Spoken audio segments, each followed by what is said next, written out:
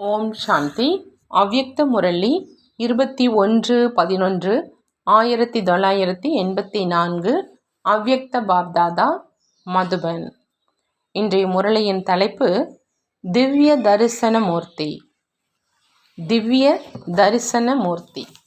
இன்று பாப்தாதா தன்னுடைய உலக பிரசித்தி பெற்ற சுயதரிசன சக்கரதாரி திவ்ய தரிசனத்தில் வெற்றி சொரூபத்தில் உள்ள குழந்தைகளை பார்க்குறாங்க. சுயதர்சனதாரி தான் உலகத்தில் திவ்ய தரிசனத்தை காட்டுறவங்க. சுயதர்சனதாரி இல்லை அப்படின்னா திவ்ய தரிசனம் தரும் மூர்த்தியும் இல்லை. ஒவ்வொரு அடியிலும் ஒவ்வொரு சங்கல்பத்திலும் சுய தரிசனம் இருந்தால்தான் திவ்ய தரிசனம் அளிக்க முடியும். சுய தரிசனம் இல்லை அப்படின்னா திவ்ய தரிசனமும் இல்லை.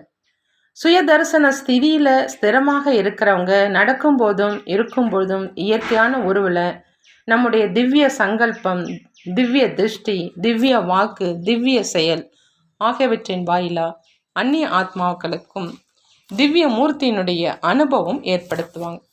சொரூபத்தை எடுத்து காட்டுவதல்ல, திவ்ய சொரூபத்தை காட்டுவது. ஆகையினால இப்போ பிராமண ஆத்மாக்கள் திவ்யத்தை அனுபவம் செய்விக்க வேணும் அப்படின்னு பாபா சொல்கிறாங்க. பிராமண ஆத்மாக்கள் திவ்யத்தை அனுபவம் செய்விக்கணும். வருங்காலத்தில் தேவதை ஆவிங்க, இப்போ திவ்ய சொரூபம் ஏற்படணும். திவ்ய சொரூபத்துக்கு பிறகு தேவதை சொரூபம், பரிஸ்தா அப்படின்னா திவ்ய சொரூபம் அப்படின்னு பாபா சொல்கிறாங்க. திவ்யத்தினுடைய சக்தி சாதாரணத்தை சமாப்தி செஞ்சிருது. திவ்ய சக்தி சாதாரணத்தை சமாப்தி செஞ்சிருது. எந்த அளவுக்கு எவ்வளவு திவ்யத்தினுடைய சக்தியை செயலில் கொண்டு வரீங்களோ அவ்வளவுக்கு அவ்வளவு இவர் திவ்ய தரிசன மூர்த்தி என்று மனதின் மூலமும் வார்த்தைகளினாலும் மகிமைப்படுத்துவாங்க. அநேக பக்தர்களுக்கு தரிசனம் செய்ய அபிலாஷை இருக்குது. அவ்வாறு தரிசனம் செய்ய அபிலாஷைகள் உள்ள ஆத்மாக்களுக்கு முன் நீங்களே திவ்ய தரிசன மூர்த்தி பிரத்யட்சமாகும் பொழுது சர்வ தரிசனம் பெற்று மகிழ்ச்சி அடைவாங்க. அந்த சந்தோஷத்துல திவ்ய தரிசன மூர்த்தியாகிய உங்கள் மீது ஆனந்த புஷ்பம் மாறி பொழிவாங்க. ஒரு முறை தரிசனம் செய்தால் முக்தி அடைந்திடலாம் அப்படின்னு ஆத்மாக்கள் பல பிறவிகளாக ஆசை கொண்டு இருக்கிறாங்க. ஒவ்வொரு ஆத்மாவும் நீங்கள் பிரசன்னமாக வேண்டும் அப்படின்னு கேட்டுக்கொண்டு இருக்குது. அநேக ஜென்மங்களாக முக்தி அல்லது மோட்சம் வேண்டும் அப்படிங்கிற சங்கல்பம் இப்பவும் பூர்த்தி அடையுது. அநேக ஜென்மங்களாக முக்தி அல்லது மோட்சம் வேண்டும் அப்படிங்கிற அந்த சங்கல்பம் இப்போதான் பூர்த்தி அடையுது. மேலும் பெரும் தரிசனத்துக்கு பதிலாக தரிசன மூர்த்தியே கிடைச்சிருச்சு அப்படிங்கிற அந்த பிராப்தியினுடைய குஷினால, சந்தோஷத்தினால பல ஜென்மங்களாக இருந்து வந்த துக்கம், அசாந்தி மறைஞ்சிடுது. இந்த சிறிய பிராப்தியாக இருந்தாலும் அந்த பிராப்தியினுடைய சமர்த்த ஸ்திதியின் பலனானது சிறிது பாவத்தையாவது போக்க வல்லதாக ஆகுது. ஆகையினால ஆத்மாக்கள் தங்களுடைய சக்திக்கு ஏற்றவாறு பாரமற்ற அனுபவம் செய்கிறாங்க. ஆகையினால தேவனே என்னுடைய பாவத்தை அகற்று, தேவியே சக்தியே அம்மையே எனது பாவத்தை துடைச்சிடு அப்படிங்கிற அந்த நம்பிக்கையோடு வேண்டுறாங்க. யாராவது தேவி தேவதையை வழிபட செல்லும் பொழுது நமது பாவம் நிச்சயமாக தீரும் அப்படிங்கிற நம்பிக்கையோடு செல்றாங்க. இறுதியில் நான் உங்களது பாவங்களை போக்கிடுவேன் அப்படின்னு குருமார்களும் ஆசை காட்டுறாங்க. பக்தர்களும் இந்த பலனை எதிர்பார்த்து குருமார்களை நியமிக்கிறாங்க. ஆனால் திவ்ய தரிசன ஆத்மாக்களின் உங்களுடைய பிரத்யட்ச உருவின் சின்னமாக அந்த ஏற்பாடு நடைபெறுது. அதே மாதிரி திவ்ய தரிசனம் உலகின் முன் வெகு சீக்கிரத்தில் நிச்சயமாக தோன்றும். திவ்ய தரிசன மூர்த்தியாகிய நீங்கள் தரிசனம் அளிக்க தகுதி பெற்றிருக்கீங்களா?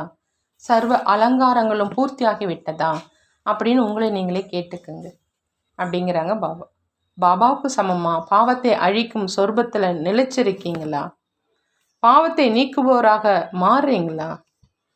அப்போது நினைவில் ஜுவாலை சொர்பமாக மாறுவீங்க. அப்படி மாறுவீர்களான்னு பாபா கேட்குறாங்க. தரிசனத்துக்காக திரையை விளக்குவாங்க. விலகியவுடன் தரிசனம் ஏற்படும். அவ்வாறு சம்பன்ன தரிசன சொர்பமாக மாறும் பொழுது, அதாவது முழுமையான தரிசன சொரூபமாக மாறும் பொழுது காலம் அப்படிங்கிற அந்த திரை விலகும். மேலும் நீங்கள் திவ்ய தரிசனம் அளிக்கும் மூர்த்தியாக நடைமுறையில் பிரத்யட்சமாகும்.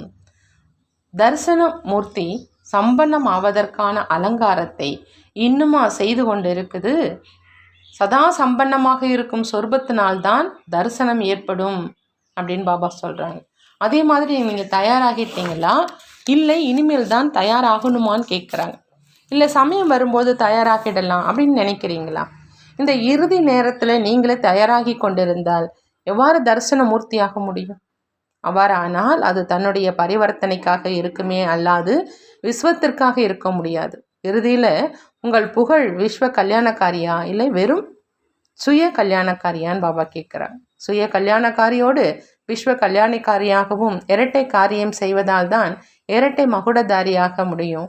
வெறும் சுய கல்யாணக்காரி இரட்டை மகுடதாரியாக முடியாது. ராஜ்யத்தில் வர இயலும், ஆனால் ராஜ்ய அதிகாரியாக வர முடியாது.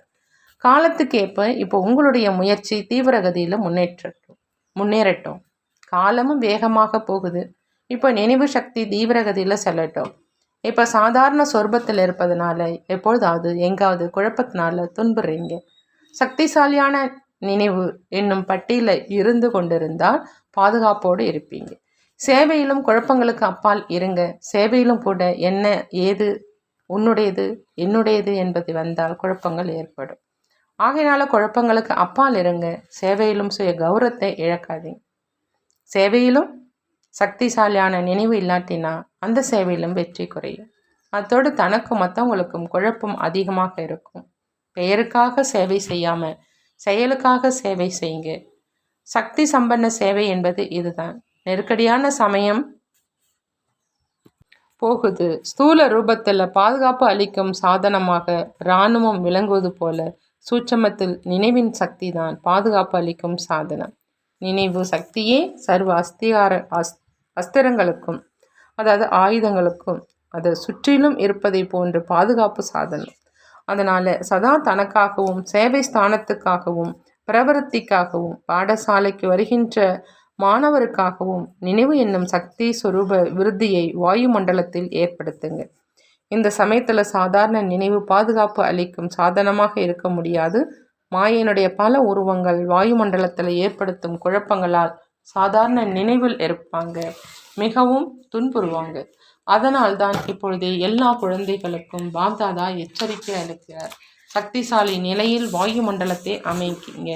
அதனால் தானும் பாதுகாப்போடு இருந்து பிராமண ஆத்மாக்களுக்கும் சகயோகம் அளிக்க முடியும்.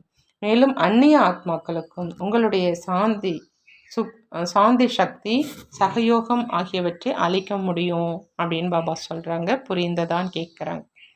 அச்சா, அவ்வாறு சர்வ சுய தரிசனதாரி விஸ்வ தரிசனதாரி திவ்ய மூர்த்தி எல்லோருடைய பாவனைகளையும் சம்பன்னமாக்கும், எல்லோருடைய பாவங்களையும் நீக்கும் மாஸ்டர் பாபகடேஸ்வரராகி பாவங்களை நீக்கும் சாந்தி சக்தி அளிக்கும் அத்தகைய சிரேஷ்ட ஆத்மாக்களுக்கு பாப்தாதாவின் சக்தி மிக்க நினைவு மற்றும் அன்பு நமஸ்தே சொல்கிறாங்க. நாமும் நம்மளுடைய பாப்தாதாவுக்கு அன்பு நினைவுகள் மற்றும் நமஸ்தே கூறுவோம். நல்லது. ஓம் சாந்தி. நன்றி பாபா, நன்றி.